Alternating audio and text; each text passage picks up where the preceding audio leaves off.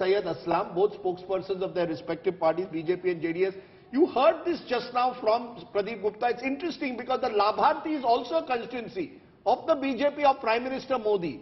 If these numbers hold clearly in Karnataka, somewhere this has not worked. Why do you think that is? If these numbers, Syed Zafar Islam, is the north different from the south? Is a Gujarat so different from a Karnataka? Well, Rajdeep, let me make few points. First of all, if you just, I want to remind you, 2019 election, out of these 224 constituencies, 170 constituencies where we were the winner in, we had the largest vote share in 170 constituencies out of 224 in 2019. Away from that, all these numbers, whatever you're showing, I mean, there are many other exit polls we have seen. None of them are showing this kind of numbers. But I do not want to comment on the analysis which the agency has done. They may have a sample survey bigger than the other one. They may have a different methodology to analyze it. But what we feel, based on the feedback from the ground, that our number will be somewhere between 125 to 130.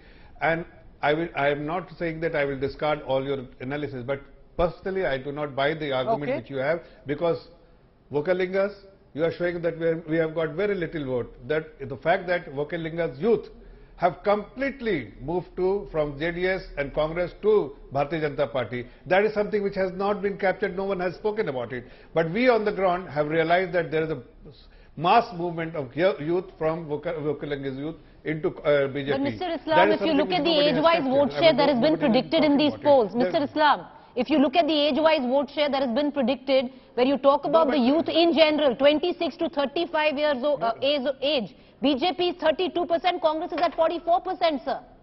That's the fine print in youth.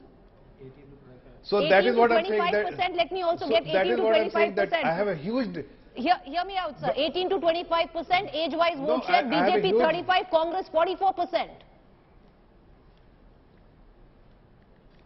So, Preeti, that is what I'm saying, that I have a huge disconnect here. Because the assumption or the analysis, whatever they have, or whatever the methodology they have, but we have a disconnect.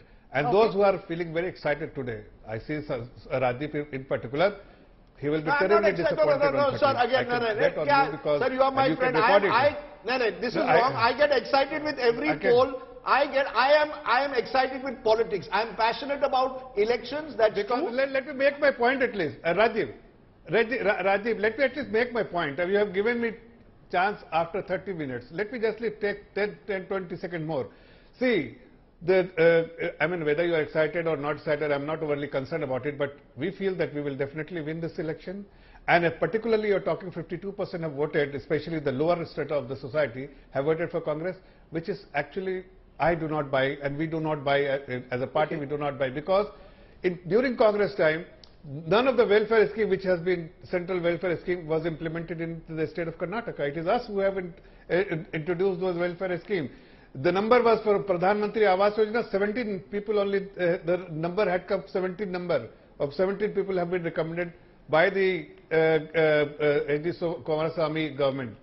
Today, more than several lakhs people have been the beneficiary, and put together under all this welfare scheme, more than several crore people have been the beneficiary. And those are who are those people, the beneficiary? It is the lower strata of the society. It is not the educated one, not the no one is excited, no one is celebrating. That's why we have a huge disconnect. Heads down and dissecting just the numbers. The panditry can happen later. Sure, sir. Kahin khushi, kahin gum, that's part of life, you know.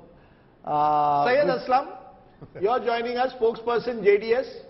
Have you all given up your hope of a hung assembly and playing the joker in the pack? Well, Rajdeep, absolutely not. Let me tell you, this is just the exit poll. This is not the final result. Thank you so much. I've been patiently waiting for the last 40 minutes.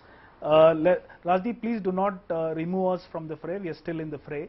I think this happiness will be short-lived and the excitement will be short-lived for the parties who are already celebrating, and of course there is no reason for them to be exuberant.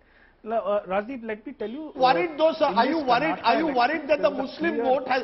Sir, one of the reasons why you seem to be going down is the I'll tell Muslim you. vote has gone en masse to the Congress, not to you. Muslim and Dalit. Muslim and Dalit vote has moved away. I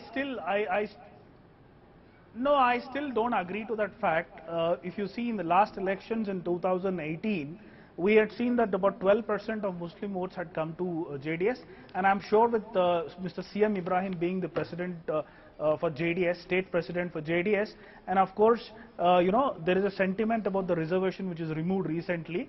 Of course, we will have the Muslim votes being increased to the JDS. And coming back to the stats, Rajdeep, like I told you, there's a clear negative wave against the BJP.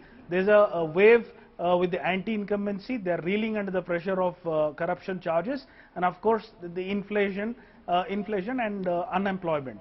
So it was for us to, for us to capitalize with these issues. The Congress must have started their 5 promises now. We started the Panch Ratna Yatra way back in November. Kumaraswamy and a couple of our leaders, we have travelled the state across 224 seats, and of course we have seen the masses joining us together. So what's your best case? There were lakhs of people. Give us your best case. Give us your best case. What is your number? I wouldn't want to give the number, but I would just tell both the national parties their happiness is short-lived, and of course we will have the last laugh.